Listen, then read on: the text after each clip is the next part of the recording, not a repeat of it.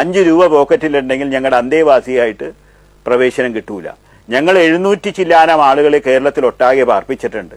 ഈ പാർപ്പിച്ചതെല്ലാം ഡൗൺ റോഡൻ എന്ന് പറയും, അല്ലെങ്കിൽ 1 രൂപ പോലും അവരുടെ പോക്കറ്റിലുണ്ടെങ്കിൽ ഞങ്ങളുടെ സായി ഗ്രാമത്തിൽ ഞങ്ങളുടെ പ്രസ്ഥാനത്തിൽ അഡ്മിഷൻ ഇല്ല.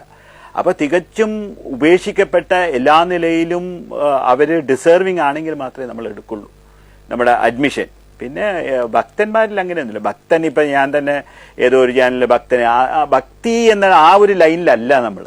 ഭക്തൻ എന്ന് പറയാൻ തന്നെ ആരും യഥാർത്ഥത്തിൽ യോഗ്യനല്ല, ഞാൻ ഉൾപ്പെടെ ആരും യോഗ്യനൊന്നുമല്ല. എന്നുവെച്ചാൽ അത് വേറൊരു തലത്തിലുള്ള കാര്യം. അത് നമ്മൾ വേറൊരു ആധ്യാത്മിക തലത്തിൽ നമ്മൾ അതിനുള്ള യോഗ്യതയും അതിനുള്ള മറ്റു കാര്യങ്ങളൊക്കെ അത് വളരെ വളരെ വ്യത്യസ്തമാണ്. ഈ സമീപകാലത്ത് ഏറെ ചർച്ച ചെയ്യുകയും വിവാദമാവുകയും ചെയ്തിട്ടുള്ളതാണ് ആൾ ദൈവങ്ങൾ എന്ന് പറഞ്ഞിട്ട് സ്വാമി സന്ദീപാനന്ദഗിരി തന്നെ പറയുകയുണ്ടായി, അമൃതാനന്ദമയി. ഇപ്പം വരി വരിയായിട്ട് ആൾക്കാർ നിന്ന് അവരെ കെട്ടിപ്പിടിക്കുക, ഇതാണോ ഭക്തി എന്ന് അദ്ദേഹം